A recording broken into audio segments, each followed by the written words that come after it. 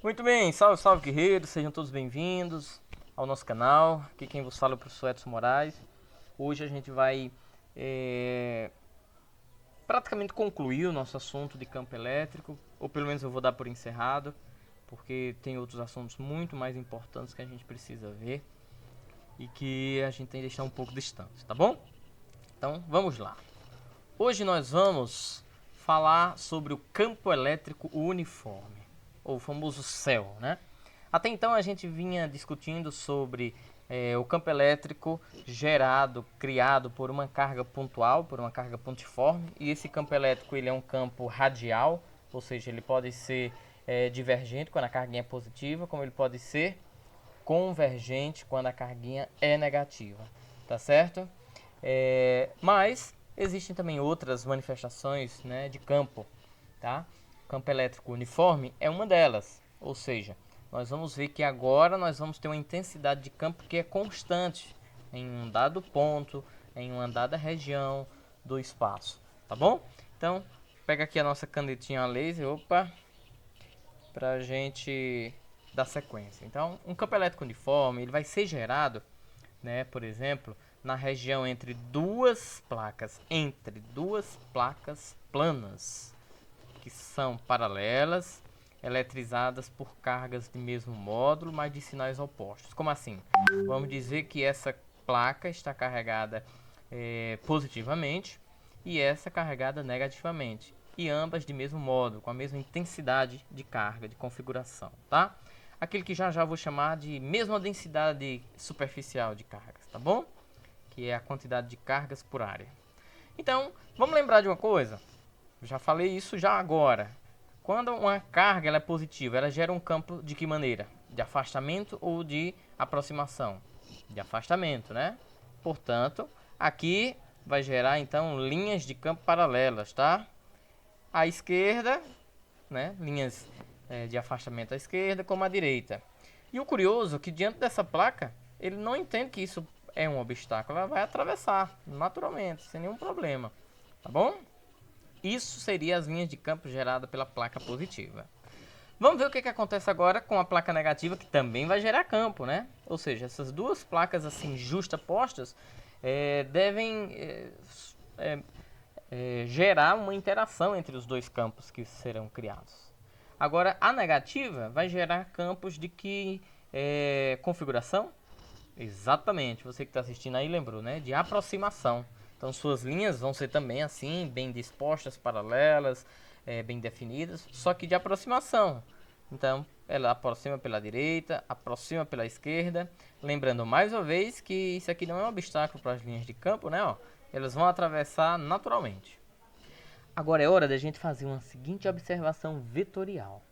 Você percebe que aqui à direita a quantidade de vetores azuis são exatamente iguais às de vetores vermelho. Isso implica dizer que esse par de vetores, ó, de mesma direção em sentidos opostos, eles são altamente ou mutuamente exclusivos. Ó. É como se eu pudesse excluir todos esses pares de vetores. Como se dissesse assim, poxa, então é como se aqui não existisse campo, né, Edson? Exatamente. Isso também acontece aqui na esquerda, ó. Isso acontece na esquerda, o mesmo procedimento. Então, nosso desenho ficaria simplesmente assim. À esquerda não teríamos campo, à direita não teríamos campo, teríamos apenas entre as placas, nesse espaço compreendido, né? Que, diga-se de passagem, precisa ter um meio, né? E esse meio quase sempre, mais uma vez, a gente vai usar o vácuo.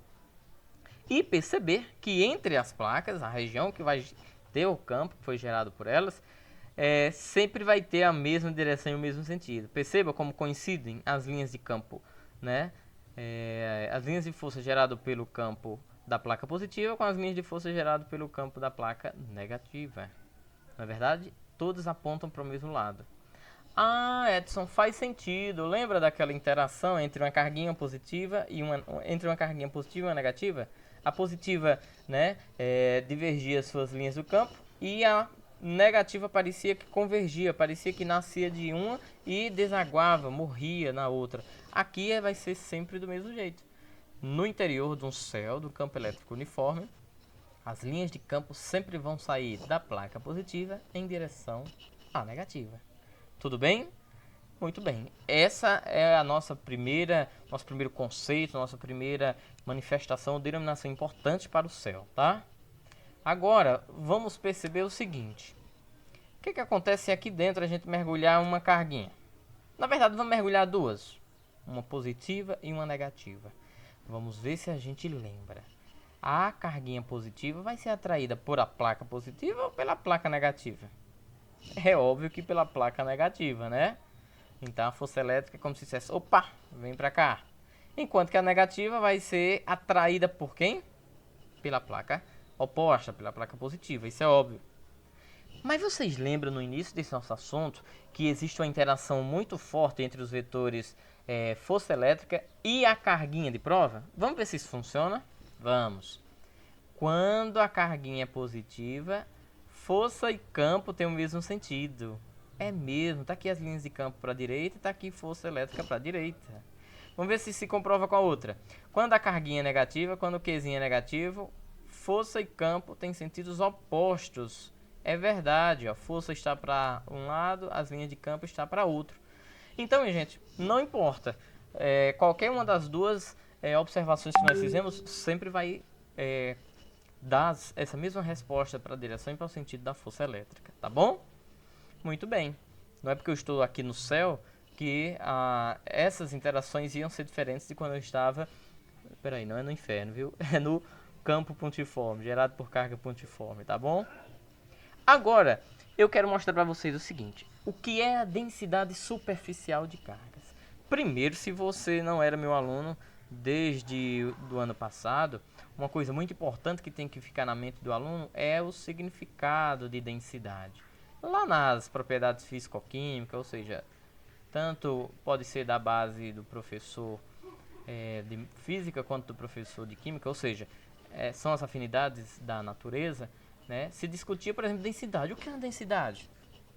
É o quanto que de massa de uma substância ocupa um lugar nesse volume, tá? O quanto de massa está compreendido no volume dessa substância. Então, quando eu comparava isso com outras que têm uma certa quantidade de massa para com o seu volume, aí eu via quem era mais denso, quem era menos denso, ou seja, quem era mais pesado, quem flutuava um em relação ao outro. Isso é muito comum, né, com as substâncias em relação à água. Pois bem, eu precisava discutir isso com vocês, por quê? Porque a ideia de densidade superficial de cargas também tem essa mesma razão. Densidade, aqui a gente usa essa letra grega sigma, né, para dizer, poxa, é uma certa quantidade de cargas por área. Lá era massa por volume, né? Aqui é a certa quantidade de cargas por área, por isso que a gente chama superficial de cargas. São cargas por área. Eu vou até desfazer essa tinta aqui, né? Porque vem as informações logo em seguida, tá?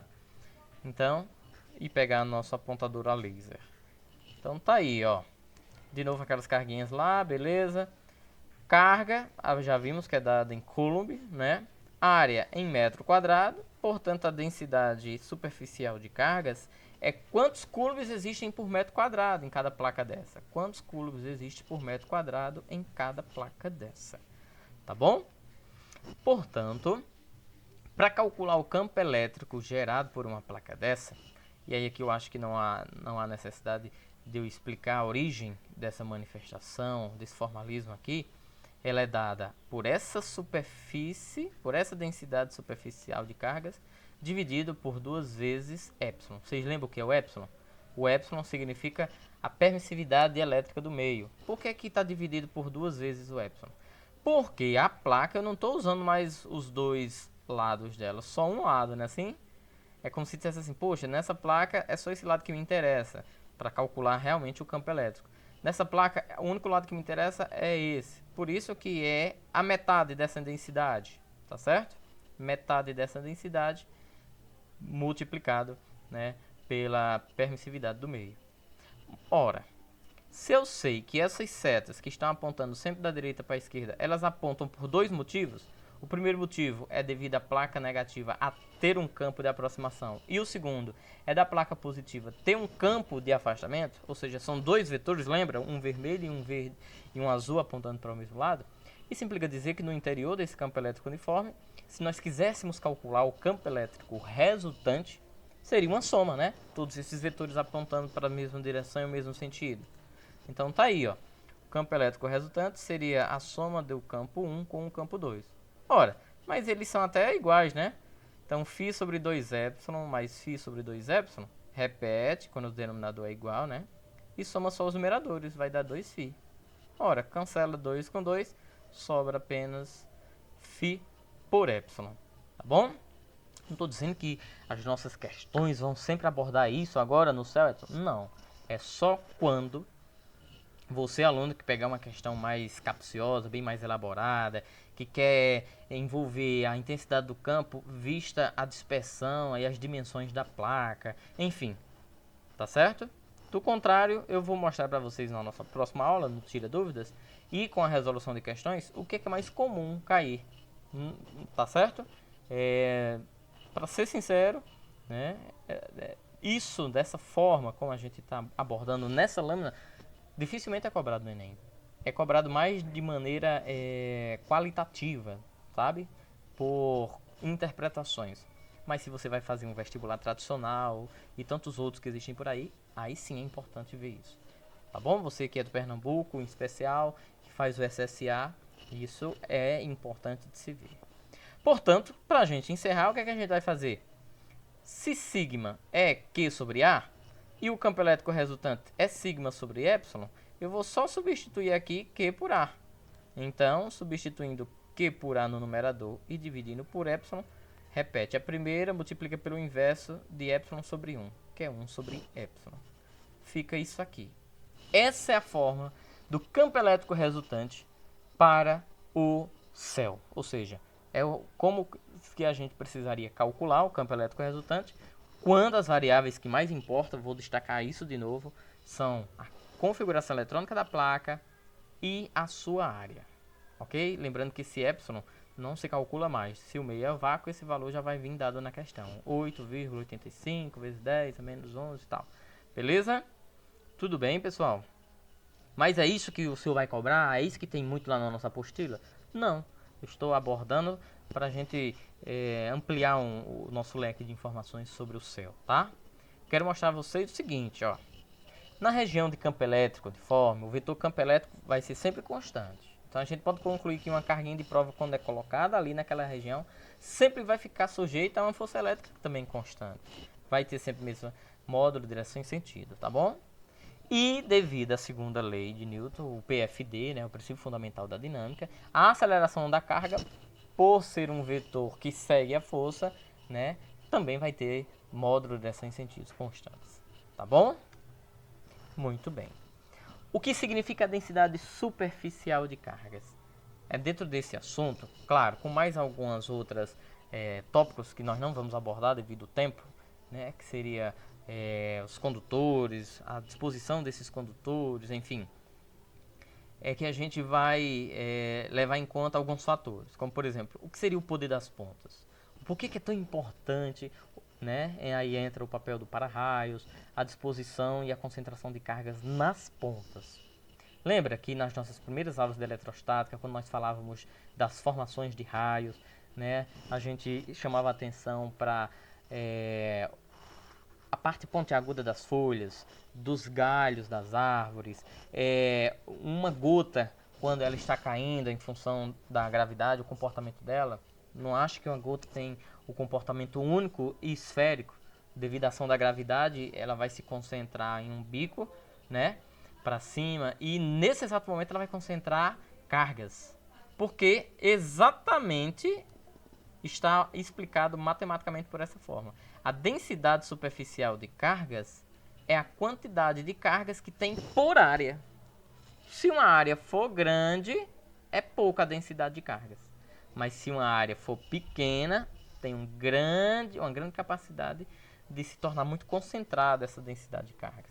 Porque você sabe, essa relação entre essa variável e essa é inversamente proporcional, não é isso?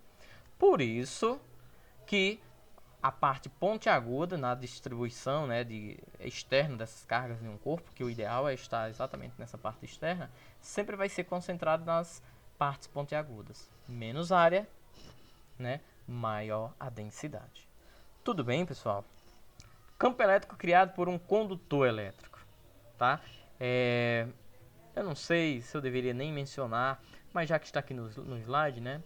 Então, quando um condutor ele é esférico, vamos levar um pouco mais a discussão daquela carga pontiforme, mas para uma unidade mais macro. Vamos imaginar que essa carguinha, a gente deu um up nela, deu um zoom nela.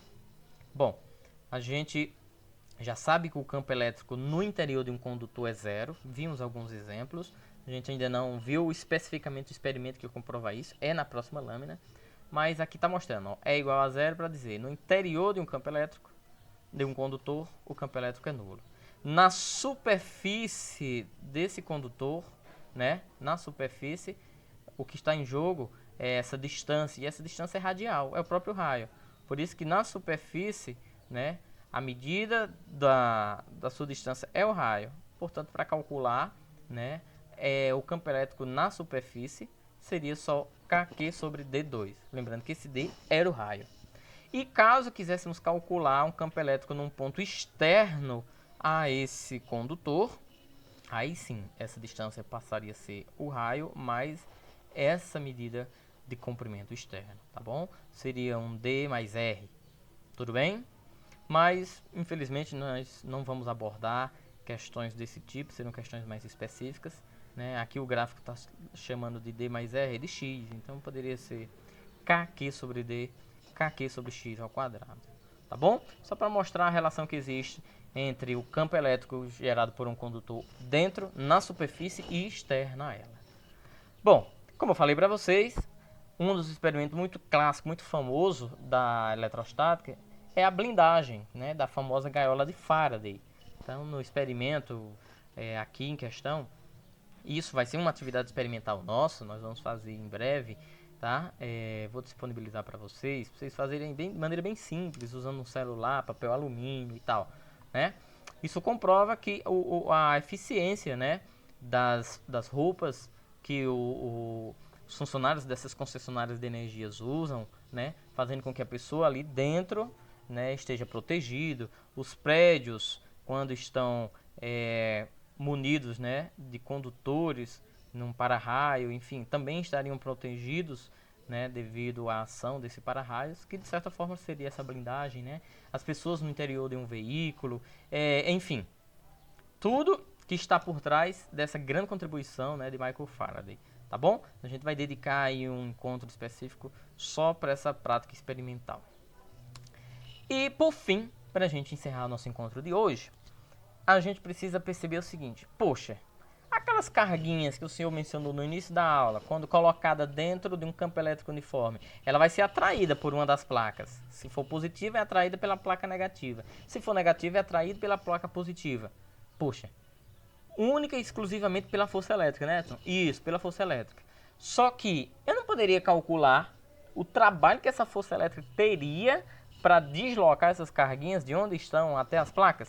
Sim, poderemos. Para isso, precisamos recordar, né, a equação para trabalho e dois conceitos importantes, que é objeto de estudo do nosso futuro, lá do potencial elétrico. Primeiro, o que são superfícies equipotenciais e segundo, o que são diferenças de potenciais. Preste bem atenção. Superfície equipotencial, a palavra equi quer dizer equivalente e potencial será, como eu posso dizer de maneira bem simples para vocês, uma energia armazenada para um dado ponto, para uma dada posição. Então, como é uma superfície equipotencial, é como se nós disséssemos o seguinte: olha, se uma carguinha, vamos pegar como exemplo aqui esse campo elétrico uniforme, tá? Se uma carguinha for colocada em qualquer um desses pontos dessa linha tracejada, aquela placa vai ter sempre a mesma força para puxar ela. Se ela for colocada aqui, para ser puxada para cá, se ela for colocada aqui, para ser puxada para cá. O trabalho da força elétrica é sempre o mesmo. Sabe por quê? Porque a carguinha foi colocada em uma superfície equipotencial. É como se dissesse o seguinte: olha, qualquer ponto que ela assumir aí, ela vai ter sempre a mesma posição. Essa posição será equivalente. É como se dissesse o seguinte: você pega um elevador para sair de um patamar, de um nível a outro, num ambiente vertical, de um prédio, de um edifício. Mas quando você sai do elevador, aonde quer que você vá naquele andar, você está tendo, né, um potencial equivalente em relação ao solo. tá? Eu estou mencionando com um exemplo gravitacional, é claro, né? Seria você estaria andando sobre uma superfície equipotencial, tá? Você não realizaria, por exemplo, trabalho para sair do elevador e ir em qualquer um dos pontos ou apartamentos ali daquela superfície. Você só teria trabalho se você saísse de um patamar para outro, ou seja, se você saísse de uma superfície equipotencial para outra. Essa placa só realizaria trabalho da força elétrica para fazer uma carguinha sair daqui para cá. Lembra lá do primeiro ano? Trabalho não depende da trajetória. Então essa carguinha, ela pode sair daqui para cá, como ela pode sair daqui para cá, tá? Não importa se ela escolheu vir fazendo pirueta, fazendo circunferências, se ela veio em linha reta, o que importa é que você saiu de um patamar a outro. Isso é o que interessa, de uma superfície equipotencial para outra. Bom, mas para isso alguém vai gastar energia, né? Quem vai gastar essa energia? Aqui a gente vai chamar de diferença de potencial, tá? Diferença de potencial ou tensão elétrica. Vai ter exatamente esse nome, por quê? Porque quem estiver aqui nesse patamar tem uma certa energia potencial armazenada. Quando ela sai desse patamar para outro, aqui tem outra posição, não tem? Então tem outra energia potencial. Ah, então tem uma diferença, né? Tem uma diferença, tá certo? Aqui a placa já não vai gastar tanta energia para sugar, porque ela já está bem próximo dela. Aqui ela já vai gastar bem mais, por a distância, né, ser maior. E aí você já fica armazenando as informações. Então, tem uma relação direta com a distância, né? Sim. Eu estou usando muito esse exemplo, né, do campo elétrico uniforme, porque a gente viu agora nessa aula, é tema da nossa aula. Mas isso pode acontecer, né, na disposição radial de um campo, né, radial gerado por uma carga pontiforme. Por exemplo, quando a carguinha aqui gerou esse campo divergente, as linhas equipotenciais são essas circunferências, né, concêntricas. Lembrando que a carguinha colocada, ó, em cada um desses pontos, ela está em cima da mesma circunferência, não tá? Ela está em cima da mesma superfície equipotencial. Ela pode sair daqui para cá, como ela pode sair daqui para cá. O gasto de energia, o trabalho da força elétrica será o mesmo. Tudo bem? Independente da trajetória. E agora, para encerrar, matematicamente, como que a gente denomina, né, a relação entre o campo elétrico, entre essa distância e entre essa diferença de potencial, que é a força necessária para fazer esse trabalho, para dispensar energia gasta. Vamos recordar, vocês lembram como é que calcula trabalho? Trabalho é foda, né? Ou seja, trabalho é força vezes deslocamento. Então, um trabalho para fazer uma carguinha sair dessa superfície equipotencial e chegar só até a essa, só para ele percorrer essa distância, né, dado aqui, ó, vai ser dado de que maneira? Então, preste bem atenção. Vamos lembrar que força é força que entra, né? É carguinha vezes campo. E que o trabalho da força elétrica, é a carguinha versus essa energia, essa diferença de potencial, ou seja, o potencial é A menos o potencial B. Daí o nome, diferença de potencial, tá? Então agora é só substituir. O que é que vai acontecer? Trabalho de A até B é a carguinha vezes o campo, porque o que é isso? Isso aqui é a força, né? Ó, isso aqui é a força. Vezes a distância, né? Estamos substituindo aqui nessa equação do trabalho, aquela equação lá do primeiro ano. Pois bem, Q vezes diferença de potencial. Quem é Q vezes a diferença de potencial? É o trabalho, né? Ou seja, agora a gente está fazendo a substituição lá da primeira fórmula, aqui no primeiro membro, ó, tá aqui. É igual a Q vezes E vezes D. Tem alguma coisa que é possível cancelar? Tem, né? Ó, a carguinha é possível cancelar. Sempre, minha gente, a carguinha de prova é a carga sofredora. Não gera nada, só sofre influência, só é puxada, só é atraída. Tem gente, né, assim na vida que só sofre, né, não influencia em nada, só é influenciada. Pois é, então saia dessa, não seja teste para ninguém, tá? Então, diferença de potencial é igual a E vezes D. Ora, mas essa diferença de potencial eu vou ficar toda a vida precisando escrever isso dessa forma? Não, eu posso trocar simplesmente por V de A a B, isso é uma nomenclatura que existe, como também pode ser U. Diferença de potencial também pode ser usado pela letra U. É bom a gente ir se acostumando com o U, porque quando a gente entrar em eletrodinâmica vai ser a letra que a gente vai mais usar, tá bom? Então, essa sim, minha gente, é a fórmula que a gente vai mais usar. Porque aqui é o campo elétrico, Como eu posso calcular o campo elétrico no céu? Através de quais variáveis? Agora está falando das dimensões da placa. Não. De quantas cargas tem aqui? Não. Está falando da distância que separa uma da outra, tá? E da energia necessária ou suficiente para fazer uma carguinha ser atraída, né, de um ponto a outro. Então, aqui é a distância, dada em metros. Aqui é o campo elétrico e aqui é a tensão elétrica, a diferença de potencial, dado em volts. Por que volts? Em homenagem a Alessandro Volta, né, o inventor da pilha seca. Aí o que acontece? Se eu passar essa distânciazinha para cá, ela vem dividindo. Então fica volts por metro. Por isso que campo elétrico pode ter essa outra análise dimensional, né? Outra configuração. Até então a gente vinha usando campo elétrico como Newton sobre Coulomb, Newton sobre Coulomb. Ela agora, a partir da força elétrica, passa a ser volts por metro. Tudo bem? Eu quero agradecer então a sua paciência, a sua audiência até então, né? Não esqueça de rever, de parar, de anotar, né, diante da nossa aula, porque o nosso próximo encontro vai ser para tirar dúvidas sobre esse nosso assunto. Muito obrigado pela sua atenção. Até mais.